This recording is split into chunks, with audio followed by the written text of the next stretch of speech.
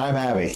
And today we're going to talk a little bit about the prevalence of data and the big push that we are seeing. And it's nothing new, the big push and trend that we're seeing in companies acquiring data, trying to leverage it, but really trying to get an understanding of what are they doing with it, and are they doing it in a meaningful way?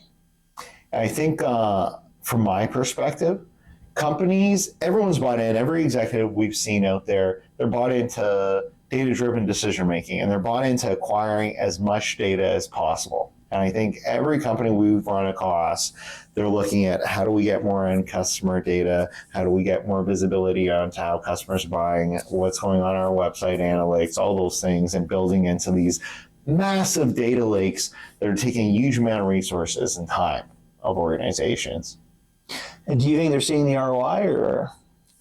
I think that's a much better question. And in general, I don't think companies are really, from a pricing perspective, seeing the ROI and integrating that data to really make a much better decision. Yeah, the question I would have is, do the teams even know what's available out there? Because a lot of the times we find that people don't even know that they have this data. That's a great prompt. So we were actually dealing with a B2B. They were a parts manufacturer.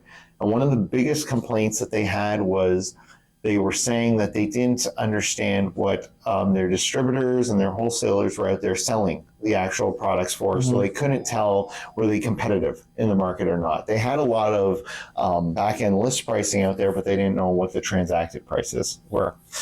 And as we got in and started working with them, we were kind of blown away because they had actually had, as part of their wholesaler and distribution and retail agreements, they had these people reporting back point of sale data. So they had visibility into about 70% of their actual sales out there, which is kind of mind blowing. That's huge for B2B, yeah? And we started peeling back the data.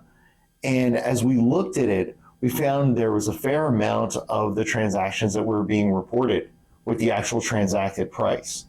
So using that was their number one complaint, right? Exactly. So, and this was the number one complaint from senior executives in the organization on why they couldn't take a decision. And using that, we were able to come back and show them kind of formulaically, here's what kind of margins their customers were taking on different types of products and why, and how that put us out there in the competitive market, which was kind of mind-blowing for them. But the critical thing was they've been doing this, getting this data for 6 or 7 years. Huge amount of investment. The time, the resources, the infrastructure, how many IT guys were working on that project? And I think what the scary thing is, two things. One, we made a ton of changes and really saw that the volume started moving. But what really scared me is the organization we were dealing with, very much a sales team and whatnot, to go and get this executed. I'd be remiss if I said, do I feel they have the infrastructure in place right now to go and get those insights on a continual basis? I'm just not sure, because I think companies are very good at starting the play, getting the data, but finishing the play and thinking about how it actually drives the insights is much tougher. Absolutely. Getting it across the line. So that's it for today, but we're going to be back next week with part 2 to talk about this trend in data and its impact on pricing. Thank you.